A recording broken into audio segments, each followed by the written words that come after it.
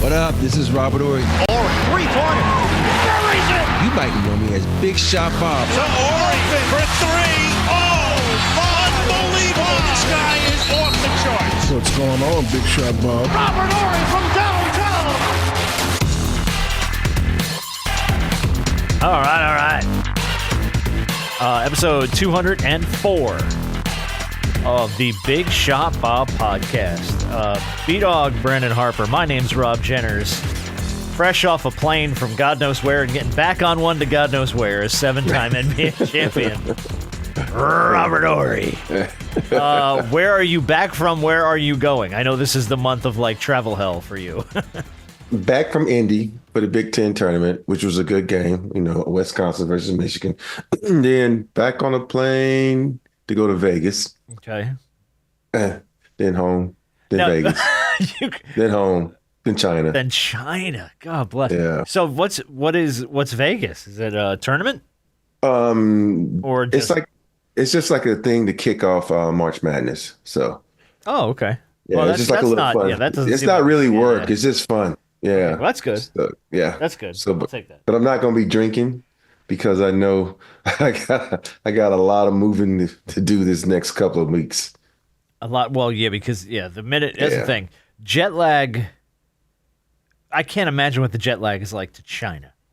Now you're not there long enough to try to adjust to their time zone. No, I get that, but that has got to be a backbreaker though, of just being on a plane for how long is that flight? 14 hours, 15 hours or something? 15 hours, yeah. Oh God. By hour 3 on an airplane, I'm like, get me the F off this thing. Like I just want to do anything except sit in a seat. It's weird. A lot of people, when they get on planes, they drink to make them go to sleep. I'm like, drinking on a plane just make me paranoid. I'm like, no, I'm not drinking on the plane. You get paranoid. Yeah. Every little sound. Like, what was that? Oh, shit. My senses perk up. Where's the air marshal? Calm down, dude. What are you talking about? Calm the F down. What are you talking about? I'm like Idris Elba checking out everything on the plane. See, I went old school. I was thinking Passenger 57. I went Wesley Snipes. Well, I try to go for a more handsome guy to play me. There you go. All right, well, yeah, I guess that fits a little bit. All I see when I see Idris Elba is I see Stringer Bell from The Wire. That's all I have. I want the word out that we back up. That meme is everywhere all the time. Yeah. Oh, well, man, there's a ton going on. Look, since you're in the middle of working on the tournament, I guess we should talk about it. By the way, are we gonna do some show brackets? I feel like we should, right? We should. I feel like we should. I feel like okay. I can look up this year. You, I feel like, though, may have a little bit of a bump on us because you've been working these tournament games a lot. You've watched a lot of college basketball in the last month, and I'm just like, oh, like Duke looks good. Like I'm like, I don't know anything. So yeah, but the problem is you're gonna get a team like a VCU or somebody else that you haven't watched. You're like, damn, they that good, So well, I mean, there's always one, or two. Yeah. Yeah, but you know what? Yeah, one team I really like a lot. I don't know why. It's Texas Tech. That's the one team I've been watching. Okay. Every time I watch them play, Toppin? Toppin be going off. Yeah. Yeah. I love lefties though. So. Mm-hmm. Okay. All right. Well, then we'll got to do some show brackets here. We'll figure it out. ACC. I watched a little bit of the ACC tournament. And Duke just was like, man. Just you couldn't find a way to stop him. Where's Cooper Flagg, by the way? Is he hurt? Yeah, he twisted his ankle. Yeah. Is he gonna play? Well, the report is that he will play in the tourney. Now, a lot of people are asking whether or not he'll play in the first round because they're playing the 16 seed. Yeah, right. So they're asking, which is Friday, and they're like, well, do we really need him for the 16 seed? Can we hold him off into the second round? So we'll see if he actually plays Friday. If I was Coach Shire, I wouldn't play him Friday. No, I feel like, there are no safe bets, but that's probably one of the safest bets in sports. It's only happened like once ever that a 16s beat a 1, and Duke's too damn good. Even without they got him, too much talent. Yeah, they got too much talent without him. They're too good without him, yes. Okay, well, I heard he got hurt in the tournament. That's why I was like, oh, shit. I wonder if he's playing or not. And then how much Alabama have you watched? You got the 2 seed in the East.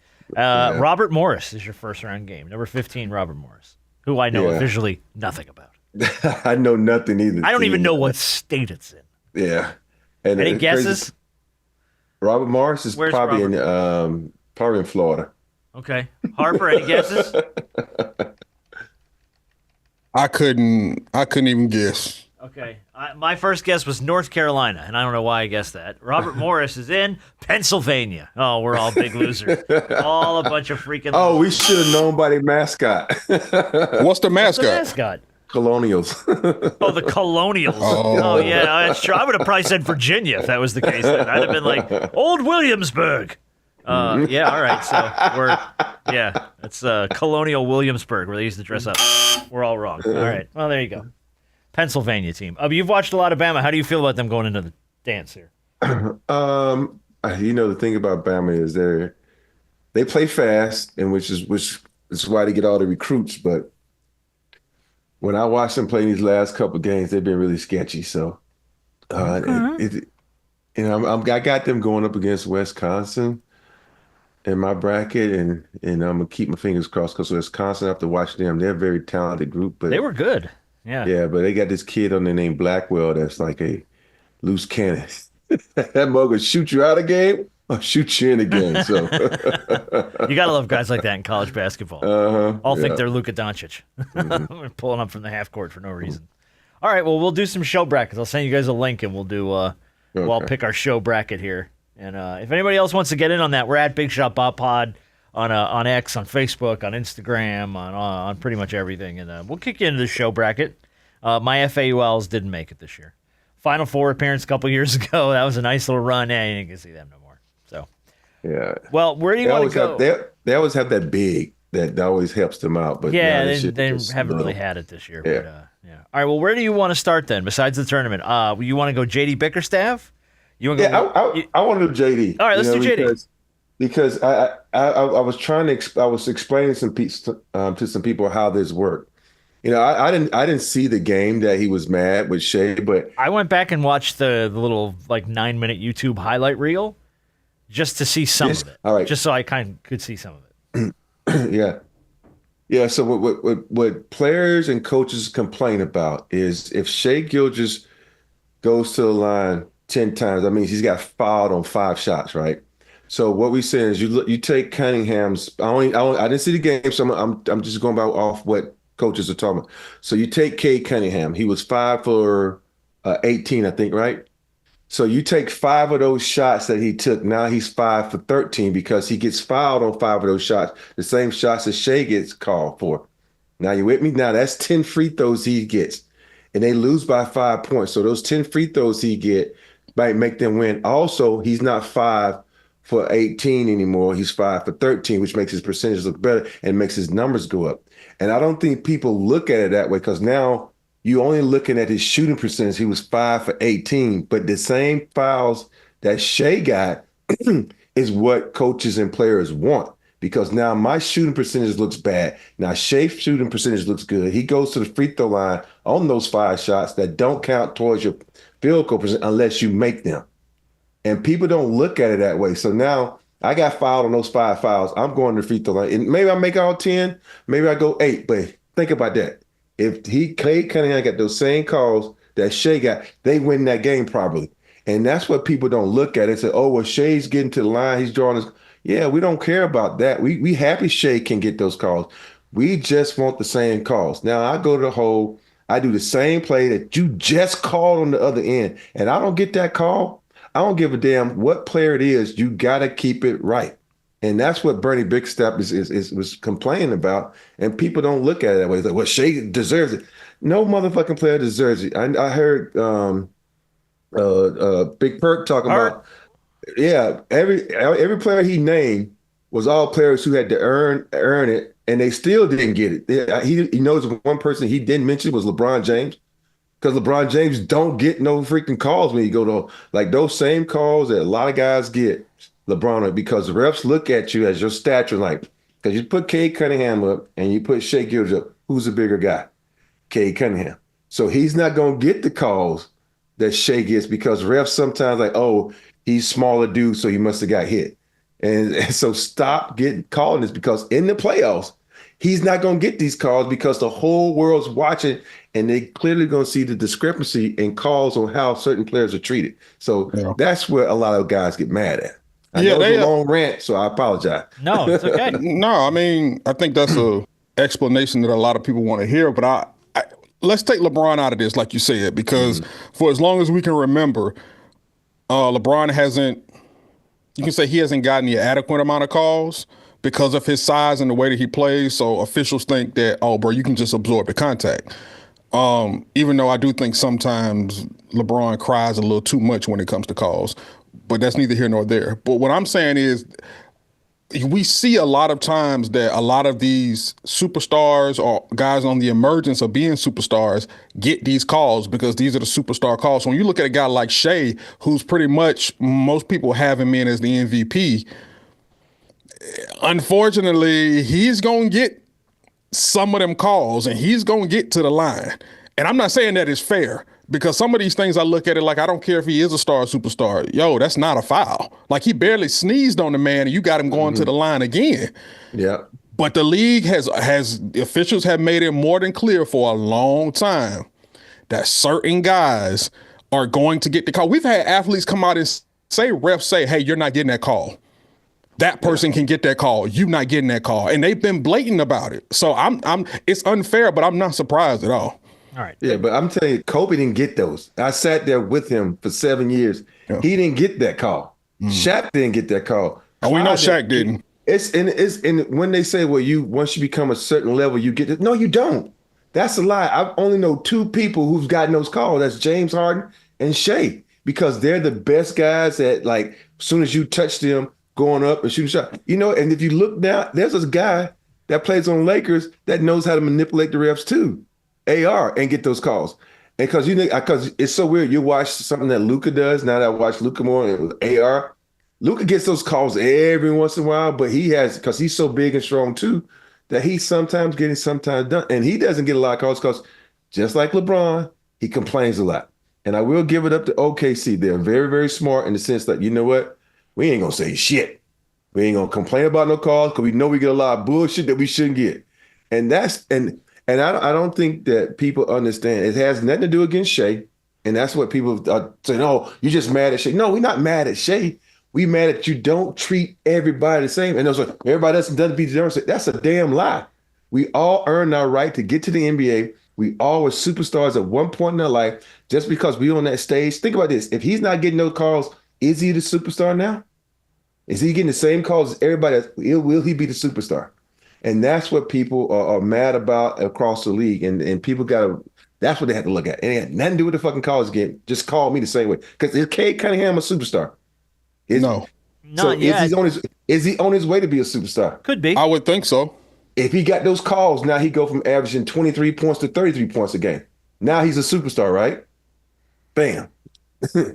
Yeah, all right. So I think that was the core of JB's argument. You know what I mean? Yeah. And I want to play the rant too from JB because I think it's worth playing in its entirety. It's a minute 27.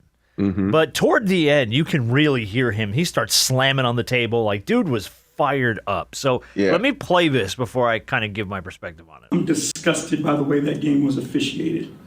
The level of disrespect was above and beyond. They have a guy fall down and trip on his own teammate's foot. They review us for a hostile act. They throw an elbow to our chest, neck area. I ask for him, at least take a look at it, right? Just show us the respect to take a look at it, okay? No one would take a look at it, okay? The disrespect has gone far enough, and I'm not gonna allow our guys to be treated the way that they were treated tonight, okay? I tried to have a conversation with official. The official was arguing with Mark. I say his name one time, and he screams at me and tells me that's enough, right? We understand that we play a style of ball that's physical, it's on the edge, right? I coach my ass off with a passionate way. I'm into the games. Our players are into the games. We understand that, right? But we deserve a level of respect because we're competing our tails off and bringing something positive to this league, right? We're growing young players. Our young players are competing their tail off. The least that they could do is get the same respect that everybody else in this league gets and get refereed the same way that everybody else in this league gets refereed. And enough is enough of it. And what you saw tonight was disgusting. It was a disgusting display of disrespect towards our guys and what we're trying to do.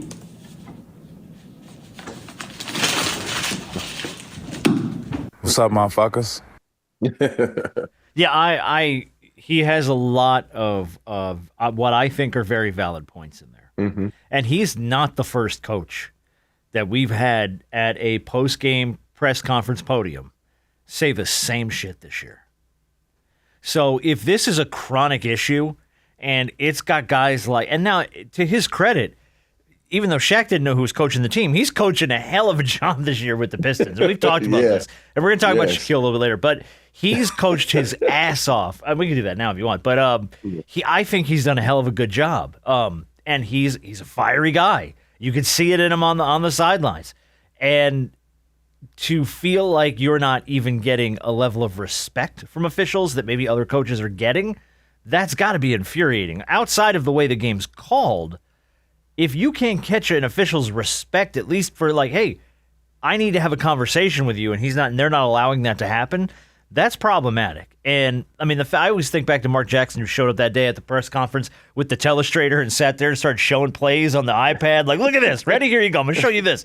That was Brown? Yeah. Was Brown? No, it was Mike Brown. Yeah, I'm sorry. Mike Brown. Yeah. But it's like, it's a chronic issue. Yeah. And the fact that it's not always the same coach at the podium saying it should show you, okay, maybe we need to take a better look at this. And to your point, Rob, if you're going to call a game a certain way, call it the same way for everybody. That's sort of the way rules work, right? Like, you don't let one kid stay out until midnight and then ground the other kid for being home 5 minutes after 10 when his curfew's 10 o'clock. It doesn't work that way, because then everybody's going to – if you bend the rules one way for one person, everybody's going to push the line until they find out how far you can bend the rule. And it just sucks, and it gets guys like Bickerstaff and many other coaches that we've seen talked about pissed off at the league. And you know what? He shouldn't have to sit at a post-game press conference and have to slam the table and say that and crumple up paper and walk out because he's so pissed off. And I get it. He runs emotional. He's a hot dude as far as his emotions go. I get it. But if that is to me symptoms of a systemic officiating problem in the NBA right now, big time. So he said it. Yeah, he said it. Yeah. Man. So all right. Well, since we joked about Shaq, let's talk about Shaquille. I got to play this audio from the other night. This was too damn funny. This was when they were talking about the Pistons on TNT, and my boy here, he had a moment. You said something very interesting about Cade Cunningham. Great player now at this stage. He plays at his own pace. Anybody that can consistently play at their own pace and put up numbers is a great player. I like the way he's playing. I like what Chauncey is doing. Those guys play hard. My favorite player on that team is Isaiah Stewart. Big body, hard guy. Like to knock people out, push people around. No, I can't let this go. Like who? Who's doing it? You said Chauncey? Chauncey's the coach, right? Okay. Portland. No. Chauncey, he coaches Portland. I can't let this go. JB Bickerstaff. Yeah, Bickerstaff. That's what I meant. You know, first of all, I don't watch Detroit. How about that, boo-boo? I don't watch them. So, let that go. I messed up. I made a mistake. For the trailblazer. What you freaking do? But I mean this sincerely. I think you would enjoy watching the Detroit Pistons. I don't really get to watch They play hard. Cade is phenomenal. Jalen Duren's your kind of big. Love Cade. I love Isaiah Stewart. He didn't even know who was coaching the Pistons. And then it goes, I don't watch the Pistons. I'm like, okay. He just flat out said it. Himself all over the board. I love Big Man, but dude, what are you doing? What are you doing? So my favorite of this whole thing was the Pistons, of course, had to fire back. They put up a picture of Chauncey kissing the 2002 Larry, 2004 Larry O'Brien with like a dejected Shaq sitting on the bench. It goes, overlooked us in 2004 as well. I was like, bravo, Detroit. I love it. And then the Blazers retweeted that and said, hey, that's our coach. Props to those two social media teams for having a little bit of fun with Shaquille. But come on, big fella. Dude. But we've talked about this before on this show. The coaching carousel spins fast. Now, obviously, I think when in his brain, he saw Chauncey in a Pistons uniform and just correlated the two, knowing he coaches in the league, and for some reason his brain said Detroit because he's used to seeing Chauncey in a Detroit uniform. But there's been so many guys around. We didn't even know. We played a little round of it earlier this year, who he coached for. Yeah. Because it's like some of these guys, you come in and you're like, wait a minute, who's their head coach? Yeah. Who the hell's coaching where? Like, I still can't tell you who coaches Charlotte Hornets right now. Oh, I don't even know. Oh, what's Buddy's name? See, I can't tell you who coached. There's a Brooklyn Nets either. Oh man, who's the Nets coach? Oh my God, it's slipping me. I can't think of it. I can't think of it now. But it's okay. So it's an understandable slip. But man, they trolled the hell out of him for that. They trolled him so hard for that. And by the way, Chauncey's never. Oh come on, it's Quinn Snyder. Shit! I thought Quinn Snyder was still in Utah. No, what are you talking about? Who coaches in Utah?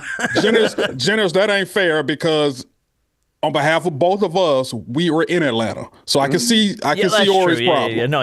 We're in Atlanta. We're in the thick of it. Yeah. Yeah. So we criticize Quinn Snyder on the daily here, so it just comes with the territory. I did not know he was a coach. I thought he still was in Utah. No, he's been down here for a couple years. Yeah. He's been a few seasons. Yeah. Has he? Yeah. Where the hell I been? Utah cut him loose on the West Coast. Was it right after the Gobert trade? I think he ended up getting cut loose by Utah. Oh shit! Yeah. All right. He's been here 2.5. Well, at the end of this season, I think it'll be 2.5 seasons. I think that's right. Yeah, I think that's right. This is his second. I know one thing. I know someone ain't gonna last long. It's either gonna be KD or Bud. Oh man! All right, that ain't gonna last long. Let's talk about that. Wait a minute. I saw a report. I don't know how true it is, but I saw a report saying that they could possibly get rid of Bud to appease KD. The only issue with that is, I thought they were gonna trade KD this offseason. So who you appeasing if you're gonna get rid of Bud to appease KD or trade KD? Are they gonna trade KD? Because that was Windhorst saying that. That wasn't like the team. I think they may. Yeah, that's fine. But I think they may look to trade KD because that ain't working. But here's the thing: have you seen where Booker was a little pissed off at Bud too? Now you got two of your stars. Oh, well, then you got to fire. You got to fire Bud. But that should be your third coach in 3 years. That's a lot of money. Shit, let me get on that coaching carousel. I only take $3 million a year. Fire me the next year. Shit, I don't care. Robert Horry lasts 12 games. You're gonna have like a Magic Johnson coaching run. You know what I mean? Give me my $3 million. I'm gone.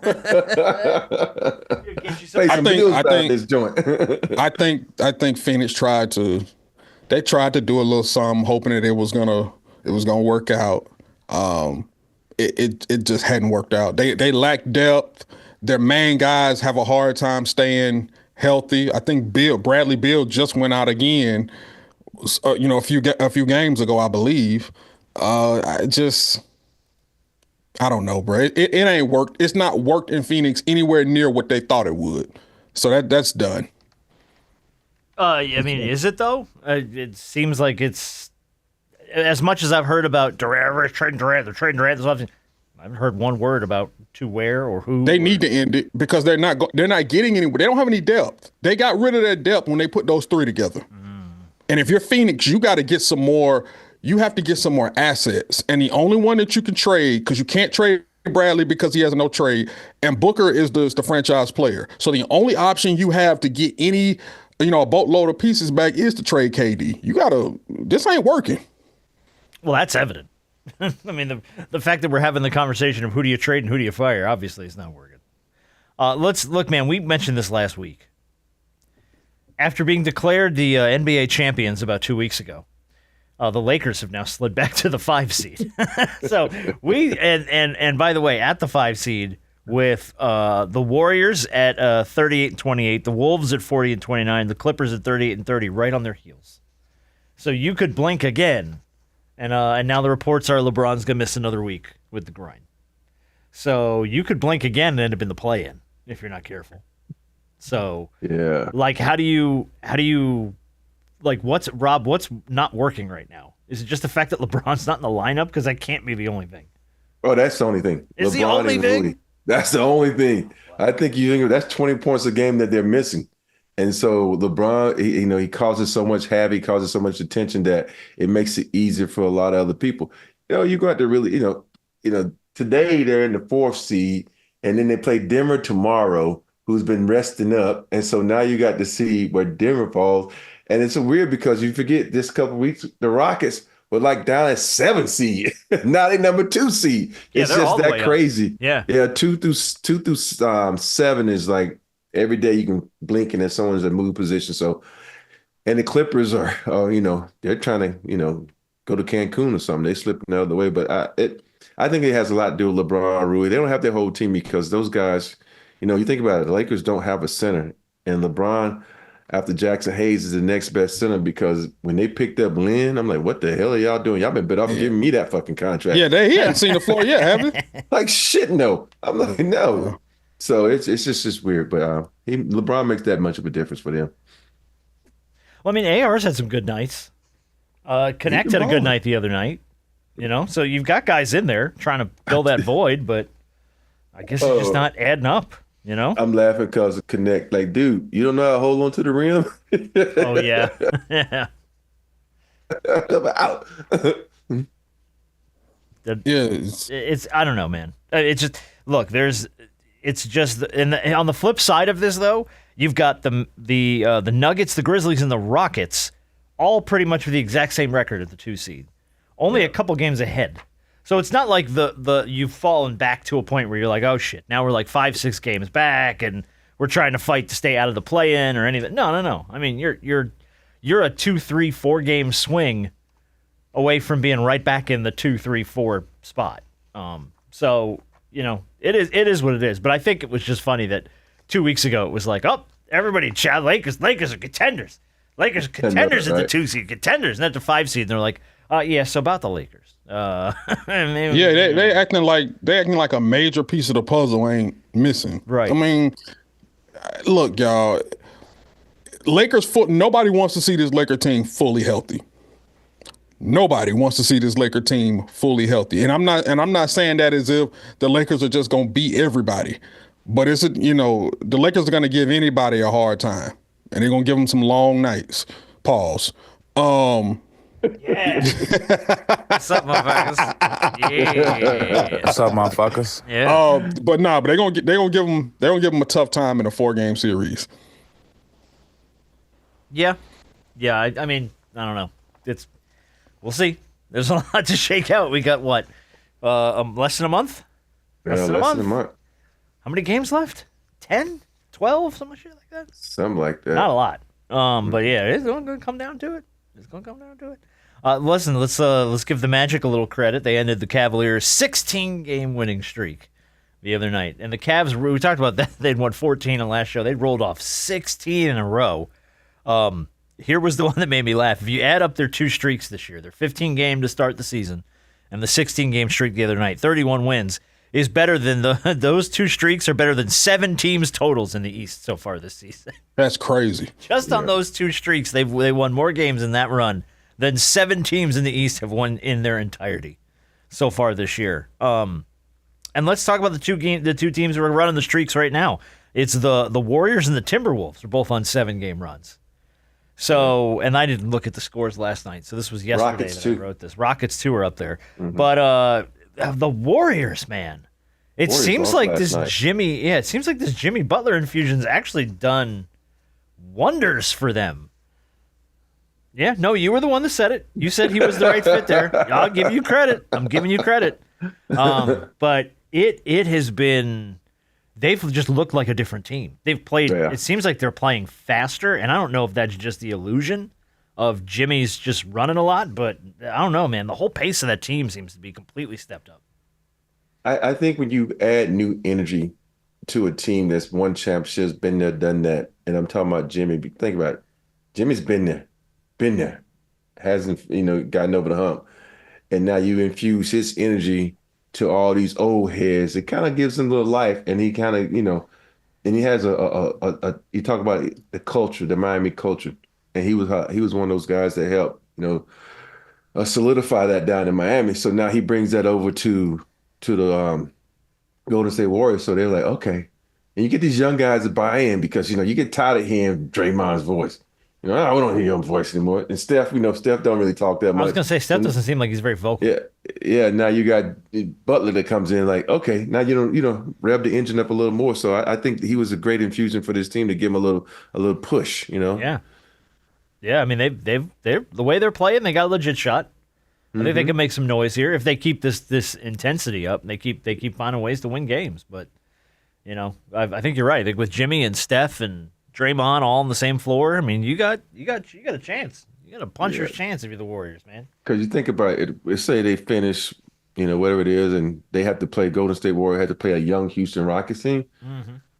That's a win for Golden State because of just the maturity and the understanding what's at stake and just going on like, okay, we've been there, done that. We don't need a timeout in this situation. We can go out and execute well. So I think that'll be a little bit of a battle. I wouldn't be a battle, but I'm just like saying, how many games? It'd be like 6 games, maybe 5. Oh, Golden State. Okay, I was leaning more towards 6. 6? Mm-hmm. Because I think as young as Houston is, I also think they're gifted enough to squeeze out 2 wins. Yeah.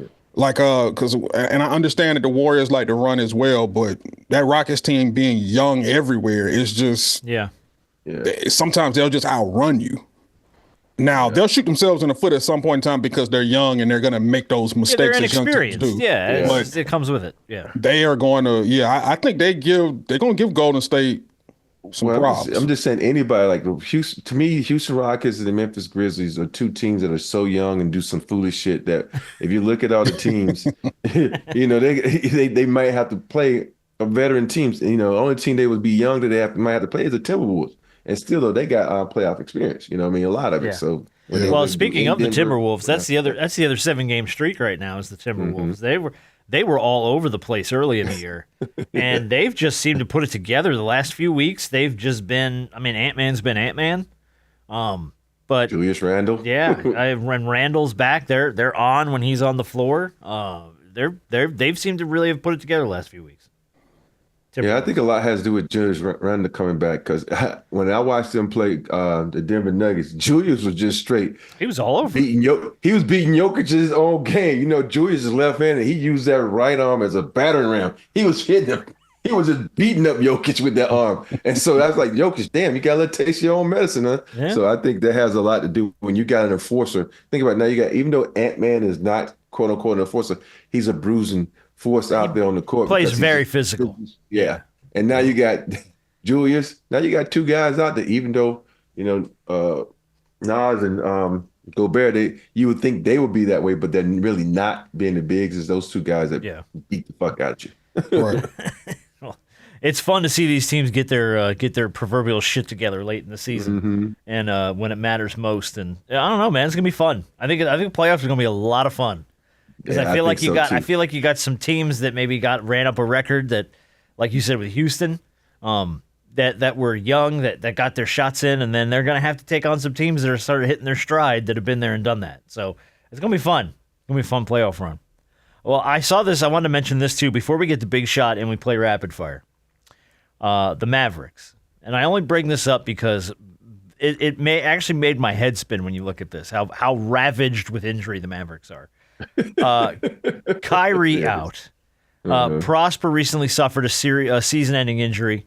Anthony Davis, Derek Lively, Gafford, all unclear, and now Exum, their starting point guard, sidelined as well. So they're in this sort of like this new era of this franchise. But if they got to try and win this fan base back, I don't know how they do it. It's pretty much all bench guys on the floor right now, with the exception of a couple. It is just, they have been decimated. More so than I can remember a team being decimated in the NBA in a long time. Yeah, and if crazy part, the playoffs started right now, they're in the play-in game. I know, which is crazy. Yep. Oh, my goodness. Which is nuts, man. but they are just, can you remember a team that has been that just crushed with injuries to guys that are effective starters, not just like, oh, yeah, they lost some bench guys. Like, no, this is like most of their starting lineup. Yeah, this is bad, man. You feel sorry for the team because you want to be able to put a good product out, especially when you lost your fan base like you did. Now you're sitting there struggling just to get someone on the court. Hey, I'm starting to buy your conspiracy, bro. I'm starting to buy it. Oh, man. What was my man name with Bebe Kids? He said, I was sitting down next to the bench. They put me in the game. Yeah, that's right. Man, I don't know, man. I'm starting to see those Vegas lights.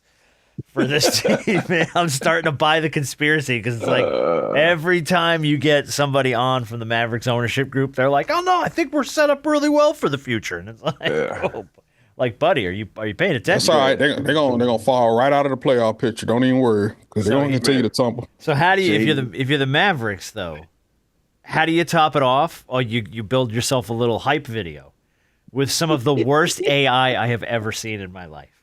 Like Anthony Davis with rodeos and 6 shooters and Klay Thompson riding a bull, and like it is some of the worst AI shit I've ever Seriously? I saw it. Google it. Okay. Google Mavericks hype video, and you're gonna watch it, and the whole time you're gonna be like, all right, this isn't real. Like, it's not real. And then you get this final shot of the pullout where it's on the big screen that somebody's filming it inside the arena. They're running it in the arena. It is horrible. It is some of the worst AI I've ever seen. And it's like, this is what you guys said. All right. And by the way, most of the people Prove this shit. right. And most of the people in the video are hurt. So it's like, what? Dude, it's epically bad. As far as bad stuff I've seen run in arenas, this might be up there as one of the worst ever. Did you find it? I see you both staring at your phones. Yes, I'm looking at Klay Thompson. Oh my God, dude, it's so bad. It's so bad. If you haven't on a horse. Yeah, if you haven't seen it yet, by the way, Kyrie in the streets of New York. Throw a Google on it if you haven't seen it. That don't even look. Come on, man. And they run this in the arena. It's so like if it was just on the internet, I'd be like, all right, that was a bad try. They're playing this in game. Mavs fan. Ridiculous. This is terrible. Dude, it's so bad. But it's like, how does this franchise continue to make bad decision after bad decision after bad decision after like at some point you feel like somebody's going to step in and go, okay, all right, we're done. This was a nice try. Let's go ahead and stop everything down and reset, because this is if I'm one of the players, if I'm Kyrie or ADM, yo man, don't put me in that shit. Don't put me in that. No, AI me out of that Joker, man. Who approved it? Anthony Davis like, put me in street clothes and just sit me somewhere in that video, because I don't want to be in that. Oh man, it's so y'all bad. look like Shabuzi in this joint. I know, dude, it's so bad. It looks like something that was made like very cheaply on the internet, like a jib jab video or something, where they're all like, they take a still picture of your face and they put you on like a dancing bear or some shit. Right, exactly. Yeah, it's bad. Oh, that's dude, bad. it's so awful, so awful. All right, by the way, if you haven't seen it, go ahead and throw a Google on it. You will laugh. All right, Rapid Fire is officially back. We're going to play Rapid Fire here in a second. First, I want to do Big Shot of the Week. It's going to go to a 3-year-old this week named Bridger Peabody. On the night of February 23rd, a woman whose name is, I can't remember find her first name here, Mrs. Lewis, we're going to call her. He calls her Gigi. It's Bridger's grandmother. She was babysitting Bridger while his parents took their sister to the emergency room for an injured finger. After picking up Bridger, she walked to her house. She uses a walker, and she tripped with the walker and hit her head on the concrete. Oh, my goodness. And then she was reaching for her phone, realized her phone was still in the car. So Bridger is 3 years old. It is the dark of night. And she's telling Bridger, can you please go to the car and get Gigi's phone? Because she's got to call somebody for help or she's going to bleed out on the front porch in front of her 3-year-old grandson. So Bridger's a little afraid in the dark, but he mustered up the courage to do it. And there's home security video of him walking to the car by himself, clutching his stuffed animal, saying to himself the whole walk, don't be afraid, don't be afraid, don't be afraid. And he walks to the car, gets her phone, gets the phone to his grandmother, who calls her daughter, who then calls 911. She had a concussion and had 22 staples in her head. Damn. She is okay, totally good. Fine, full recovery, thanks to the fact that her 3-year-old grandson mustered up enough courage to walk to the car in the pitch black dark to get her phone to save her life. And he's just like, he doesn't think anything of it because he's 3. He's 3 years old. But the fact that he did that and managed to pull that together effectively saved his grandmother's life, because who knows? Because he said her head popped open, is what he said. I mean, she hit the ground hard and tripped. And that's hard with old people. When you fall at that age, dude, it's so hard. We got so many people going through that now where parents are falling and hurting themselves and stuff. But big shot of the week to Bridger Peabody, 3 years old, man. Good on you, young man. That's awesome. Yes. That's freaking awesome. Hey, because I think about you. It's a difference of being afraid of the dark inside your house. Right. This dude is outside, so you know he was a little bit on the edge more than normal. Can you imagine as a 3-year-old seeing your grandmother bleeding from the head in the middle of all this? So it's like trauma on trauma for this kid. And he did it. Don't be afraid. Told himself the whole walk to the car, don't be afraid. I'm like, God bless that kid, man. Talk yourself up, because that's good stuff. All right, it's time. It's time for rapid fire. I had somebody ask me if we haven't said, you guys haven't done traditional rapid fire in a while. I'm like, okay, we'll bring it back then. What do I care? I'm thinking, by the way, Walmart or Waffle House will come back next week. Because I also had a bunch of people going, I want to hear Waffle House. And then it's like, look, I could do Walmart or Waffle House every week on the show, but then it would get old. It would just get old. So we got to shelf it a little bit. We'll bring it back next week. But rapid fire is back. 60 seconds on the clock. General knowledge trivia. How many can you get? Robert Horry. It is your show. As I always ask, do you care to go first? I'm going first today. Put a little pressure. Okay. Rob likes to get the opening shots in. All right. Because last time I didn't take the opening shot, it was some easy-ass questions. Yeah, I know. They were softballs. Well, you know how this game works. They start easy. They get harder as they go. So, all right, Robert Horry from the top. Load him up with 60 seconds. And let's go. In the 1992 animated movie Aladdin, he summons a genie by rubbing a magic what? Lamp. Correct. What's the 3-letter code for the Los Angeles International Airport? LAX. Correct. Tangerine and carrot are shades of what secondary color? Tangerine. Orange. If I want a dirtier martini, I need to add juice from a jar of what? Olives. Correct. What brand of powdered cleanser shares its name with one of Santa's reindeer? Comet. Correct.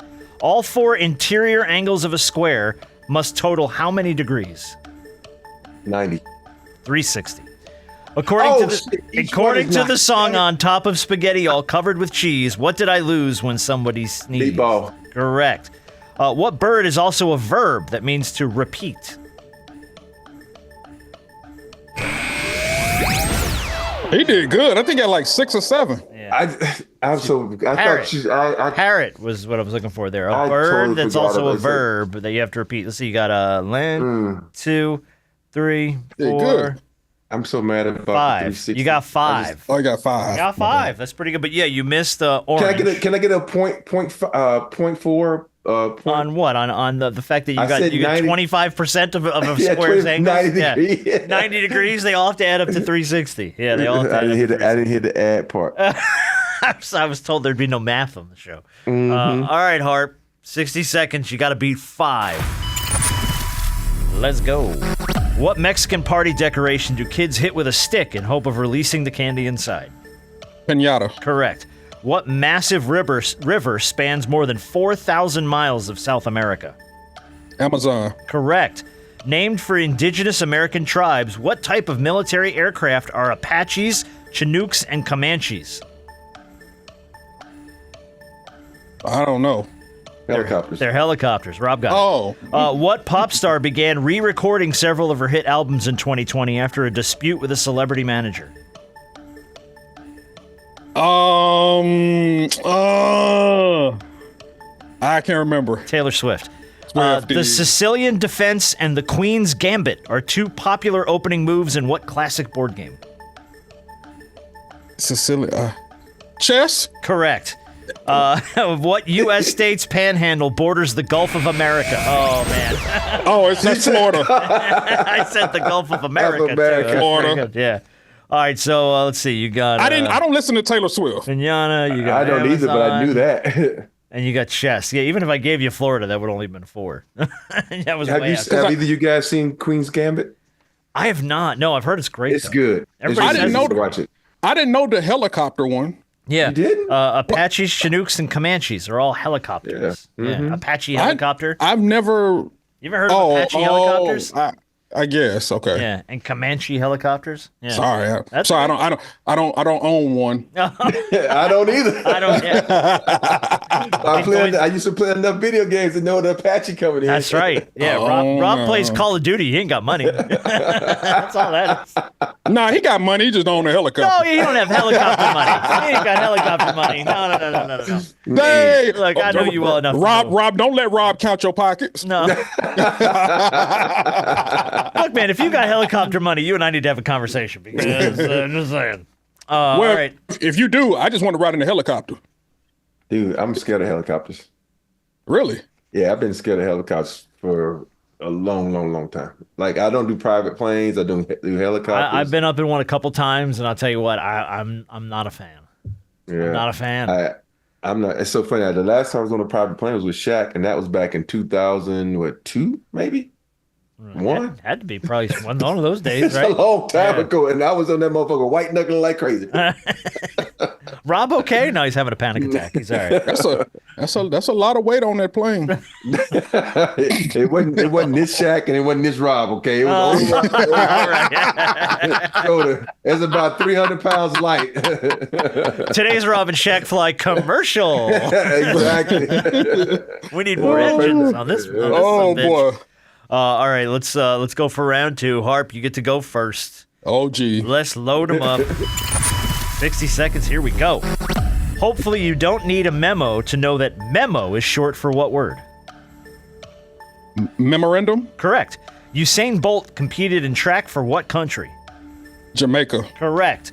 The webpage for NBC has a dun-dun button you can press to play what signature sound effect from what show? Oh.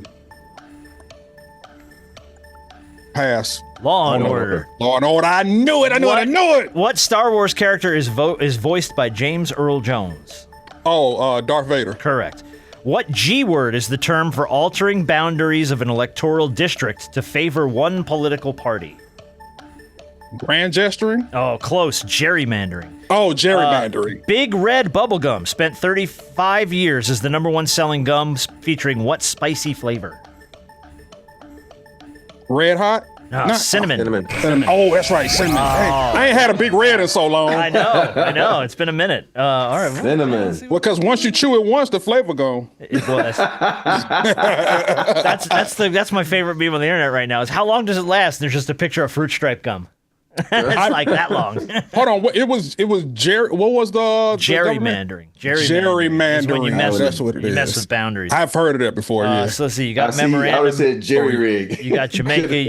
You would have been close, and you got Vader. So you got three. All right, Rob. You got to beat 3. He'll beat 3 to close this joker out. Let's throw 60 seconds up, and let's do it.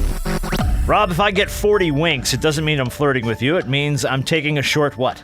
Nap. Correct. OMG, your online crush wants to meet IRL. What does IRL stand for? I have no clue. In real life. Your kneecap or your armpit, what is your doctor examining if he's checking out your axilla? Your armpit. Correct. If you're shopping at Sam's Club, you're shopping at a store that's owned by what other megastore corporation? Walmart. Correct. Black Panther or Dark Knight, what was the first superhero movie to receive an Oscar nod for Best Picture? Black Panther. Correct.